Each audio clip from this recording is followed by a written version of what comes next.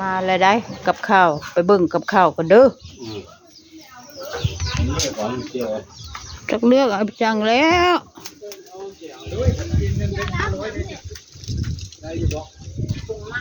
นั่นอย่างไร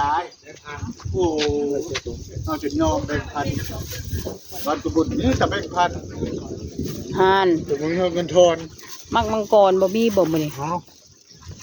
ถุงนึงจ้าจากเป็ดเฮ้ยอย่าพามากมังกรบ่มีบ่มังกรบ่มีย้ายมีพี่จังแน่จ้ะแตงโมลูกจากบ้าน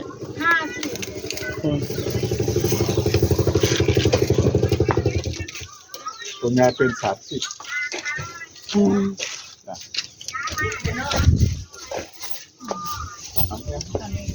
ทำเวลา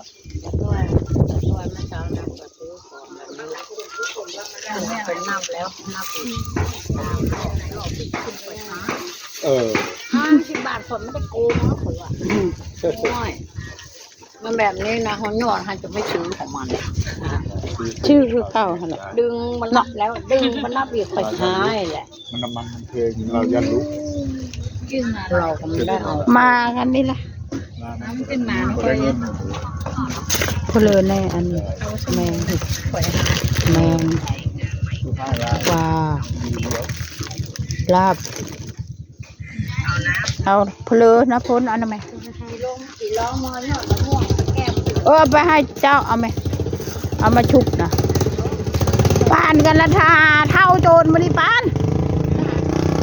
เติมจ่ายค่าไฟให้เนี่ยจ่ายเร็วจังจ่ายแล้วหรอยังแล้วถักมืออื่นก็ได้เนาะ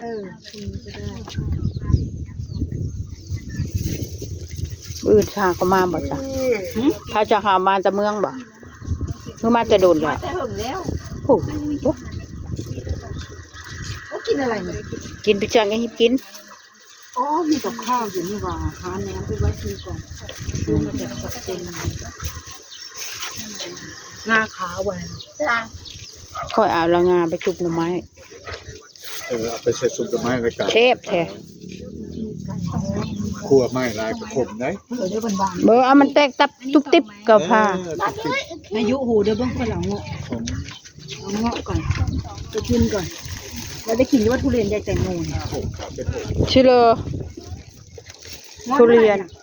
20มันดำข้างนอกมันนะมันจะหวานนะเชื่ออย่างนั้นที่ไหนเจ๊ถอนน่ะไปดีกว่าโอ้ยหิบมาเดี๋ยวเธอผลเลยข้าวก็แห้งแล้วมันละต่อเต้าละได้ไปเลยก็ได้ฮะสูงคนมันได้น้ำคลองเอาเลยจากน้ำคลองที่ได้แล้วกูมืดมาเลยกูปูจานขายยังวะขายอะไรตาขายหมดแล้วขายดีแท้เนาะ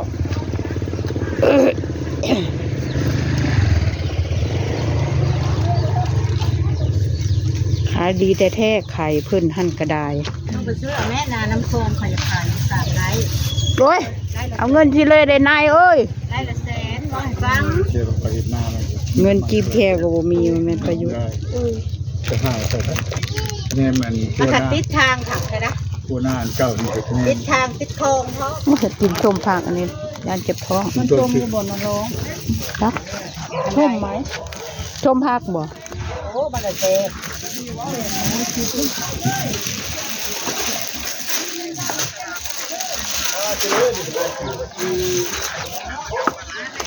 ซื้อมะพร้าวกับเยอะ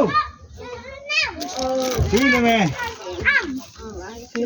ซื้ออย่างโมมีเนี่ยซื้อรุ่นละลูกเนื้อละเบอร์นี่อันนี้เลยจ้ะไม่ยังไงเนี่ยมันดับเท่านั้นมันนะสักบ้านอะไรสักบ้านอะไรนี่ประยุกต์มันแข็งเดี๋ยวมันงามไม่ได้มันเจ็บหรือบ้านเงาะนี่ไปหลุดเด้อเอาอีเบาเอาอีช่างนะเลือดเผ็ดทั้งหมดเลยของคนนี่คุณยังไรตายว้ามันไหนรถไหน ซื้อกับปุ้นนี่บ่กิน แล้วข้าวปุ้นนะจะกินบีเบิร์ดอันเดียวค่ะเนาะ กินกับข้าวจุลอยโอ้ยากหน่อยอย่างสิเชฟอ้วน กินข้าวปุ้นกับ อ้วนมึงจะผ้าหัวมึงตายบ่อีนี่ ใส่ผ้า กูยันบักเพื่อนในเมียใหม่ดิ ให้ขับน้ำอ่างเลย ตายยิ่งแค่เป็นแกงดำครึ่งนึงแล้วโอ้ย แล้วว่ามันเอง โอ้ยมันก็บ่เรือแล้ว มันบ่ได้ขี้ลาย หายตะกระดุยนะ โอ้ยเดี๋ยวละมีได้ตัวกูนี้โอ้ เอาภาพส่งมือนี้ ได้เหรอ โอเคขอจบคลิปแค่นี้นะคะอย่าลืมกดไลค์กดแชร์กดติดตามให้ยายด้วย เพื่อน